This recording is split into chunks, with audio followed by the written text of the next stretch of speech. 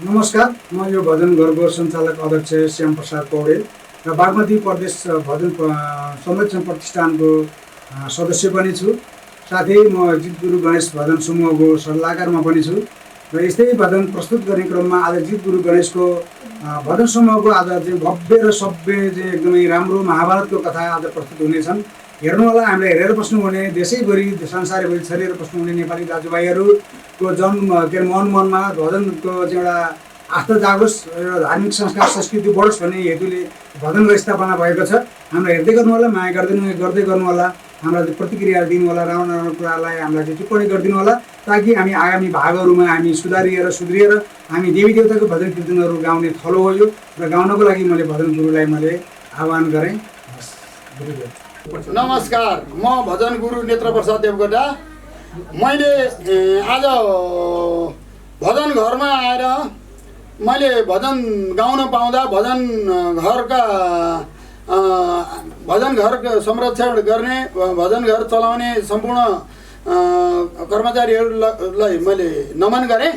तत्पश्चात सम्पूर्ण मेरा जाने नेपालका नेपाली दाजुभाइ दिदीबहिनी बा आमाहरू जति नेपालमा भइकन विदेशमा पनि रहनुभएका 207 राष्ट्रमा कहाँ हुनुहुन्छ सबैलाई मैले यहीँबाट नमन गरेँ। तपाईँहरूको लागि चाहिँ सदैव भगवान्ले पशुपतिनाथले रक्षा गरून्। मैले चाहिँ यहाँ आज महाभारतको 2-4 श्लोक भजन भन्न गएको हुनाले केही त्रुटिहरू होलान्, अर्सल बिर्सल होलान्, केही भाषामा चाहिँ तलमाथि पर्ला, शब्द विन्यासहरू नमिल्ला। यसमा चाहिँ मैले चाहिँ हजुरहरूसँग क्षमा मागेर मैले भजन सुरु गरेँ। नारायण राम राम राम राम राम राम जय गुरु गणेश, जय गुरु गणेश।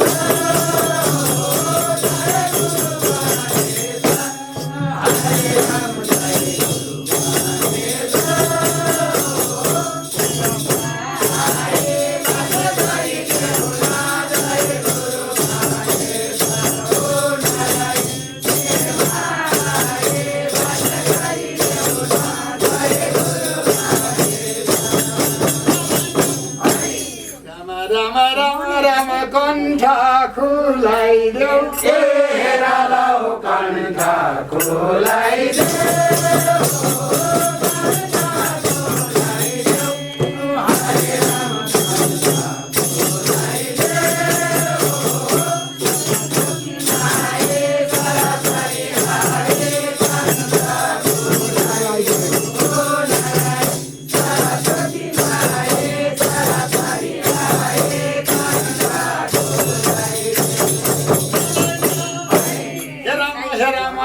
भगवानको नाम जप्दा मैले पहिले सुरुमा आरती गरेँ।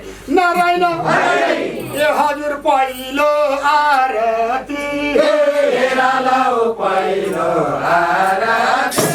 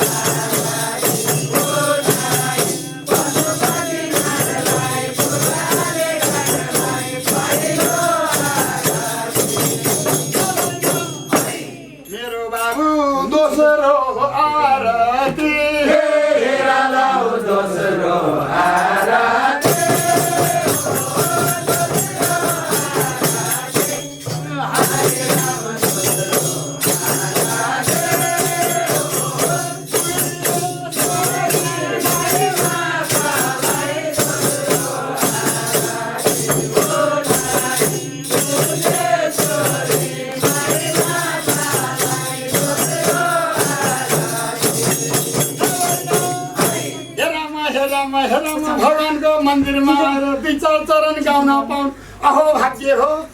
नारायण ए बाबु तेस्रो आरती, तेस्रो आरती।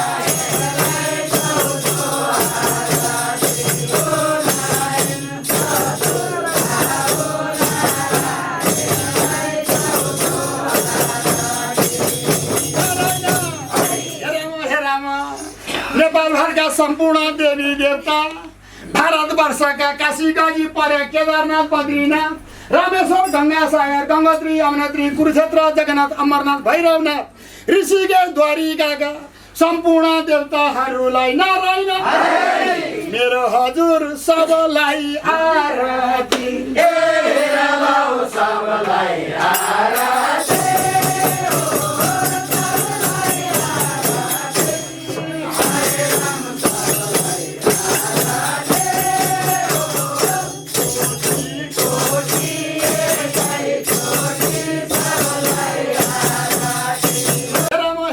भजन भन्ने क्रममा आज मैले एउटा भजन भन्न गएँ। हस्तिनापुरको राजा सन्तनु कसरी गङ्गासँग बिहे भयो, कसरी अष्टवसुलाई नदीमा लगेर फाले 7 वटा बसु, अन्तिममा कान्छो छोरो देवव्रतलाई कसरी जोगाए, यो विषयमा नारायण राम राम राम राम बयान गर्दछु बयान गर्दछु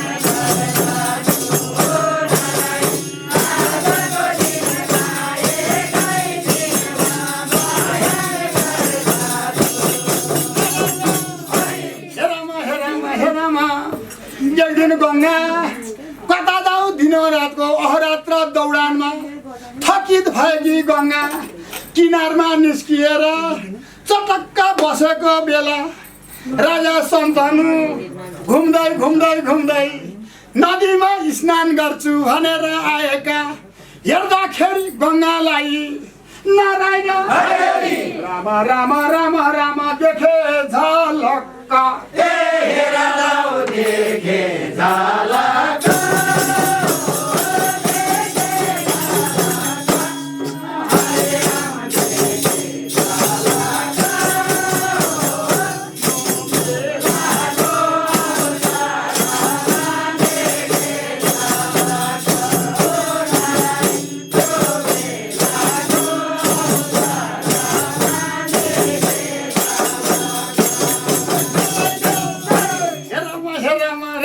मन अचम्म राम्री सुन्दरी बत्तीस लक्षणले युक्त भएकी रूपले बोलेकी शिलाले ढलेकी हेर्दैमा कति राम्री हो नारायण ए बाबु लौन कति राम्री हो कति राम्री हो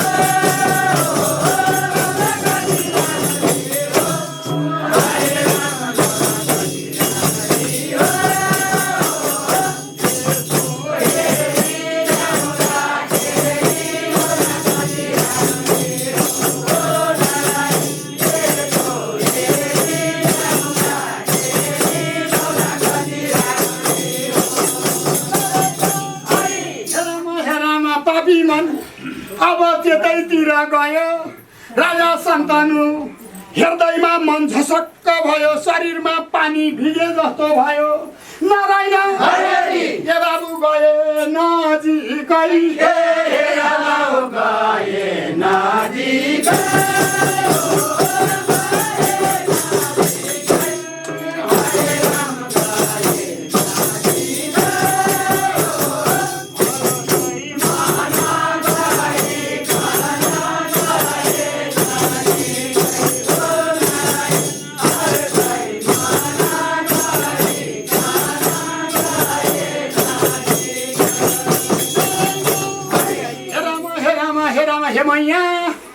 तिमी न कन्या होगी अप्सरा होगी कुन देवा कन्या हो आज कहाँबाट आयो तिम्रो नाम के हो घर कहाँ हो नारायण राम राम राम राम लौ लौ बताइदेऊ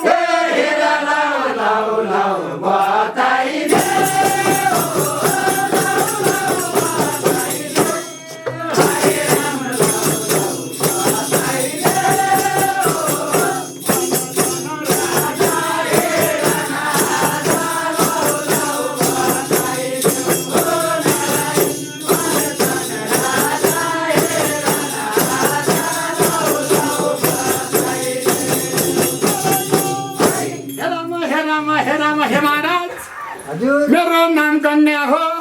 म आज थकित भएर यहाँ विश्राम गर्न आएँ कि त्यति भन्दा मसिनो मृदु भाषा स्वर राजाको मन त खलबलिन थाल्यो।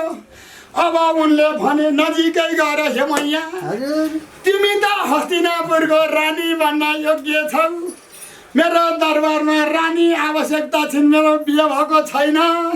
तिमीलाई लगेर म रानी बनाउन साह्रै खुसी लाग्दैछौ। नारायण हे मैया हुन्छ कि हुँदैन?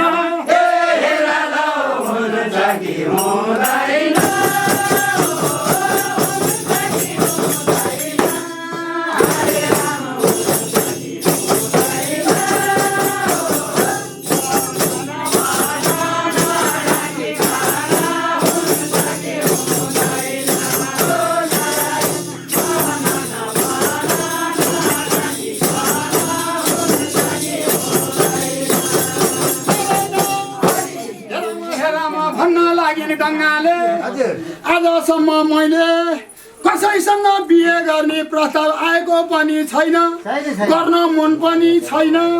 त्यसै कारणले हजुरले साह्रै हत्या गर्नुभयो। तर हजुरले यदि मलाई रानी बनाउने हो भने मैले राखेका 4वटा प्रस्ताव स्वीकार्नुपर्छ, अन्यथा म हजुरसँग रानी बन्ने छैन भन्दा राजा कसरी यो बोली पाउला, कसरी यिनीसँग सङ्गत गरौँला भन्दा उनी एकदम आत्तिएर कुरो केही पनि नसोचिकन तिमीले जे भन्छौ मैया त्यो मान्न म मन्जुर छु, जे भन्छौ त्यो म सदैव मान्नेछु।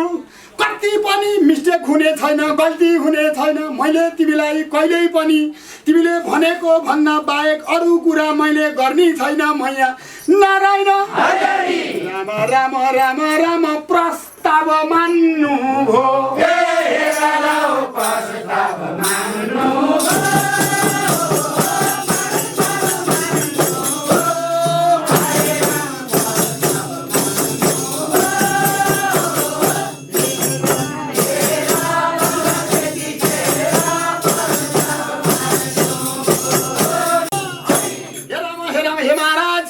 हजुरले मेरो नाम कहिल्यै नभन्नु होला, हजुरले मेरो पहिचान परिचय कसैसँग नगर्नु होला। अनि अर्को कुरो मलाई मैले गरेको काममा कहिल्यै बाधा अर्चन नगर्नु होला। मैले जे गर्छु त्यसलाई स्वीकार्नु होला।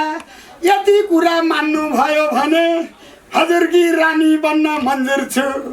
हुन्छ हजुरसँग विवाह गर्छु, हस्तिनापुरकी रानी बन्छु भनेर गङ्गा मैया अनि राजा सन्तनुको नारायण मेरो बाबु अघि लागेनु हो।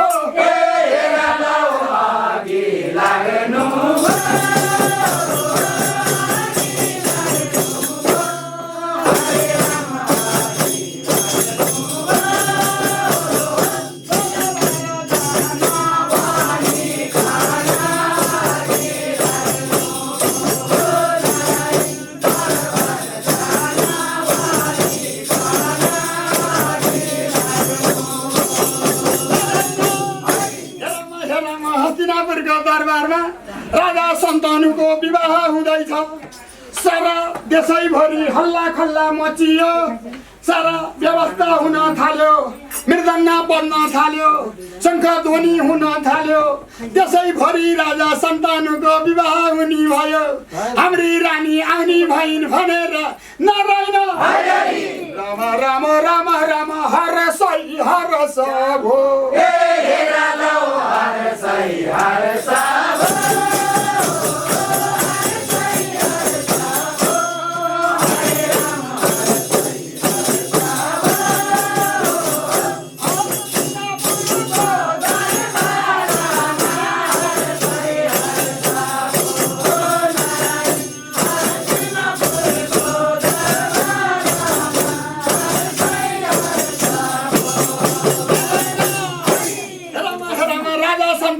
विवाह भयो, सम्पन्न भयो। अब अमृतले दरबार खुसी छायो। सारा जनताहरू खुसीले उन्मत्त भए, खुसी भए, रमाए। अनि राजाको चारैतिर चर्चा परिचर्चा चल्न थाल्यो। कति राम्री रानी ल्याए राजाले भनेर हल्लै हल्ला हुन थाल्यो।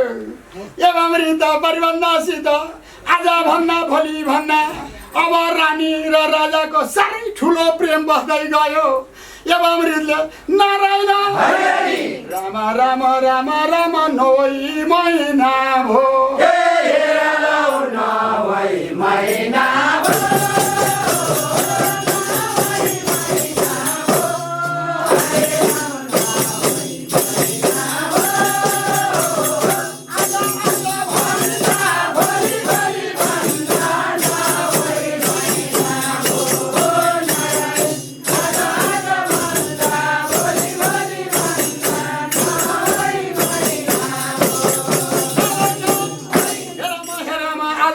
फेरि भोलि यो यसै विषयलाई जोडेर मैले भोलि पनि भजन भन्ने छु। सम्पूर्ण नेपालभरि रहेका हाम्रा भजन प्रेमी दाजुभाइ दिदीबहिनी बाआमा लगायत विदेशमा रहेका साथीभाइ विभिन्न राष्ट्रमा रहेका विभिन्न पेसामा भएका सम्पूर्णलाई यही भजन घरबाट नमस्ते गर्दै सबैको उन्नति प्रगति होस्, कहिले दुःख दर्द नपरोस्। उनै पशुपतिनाथले नारायण मेरो बाबु रक्षा गर्ने छन्।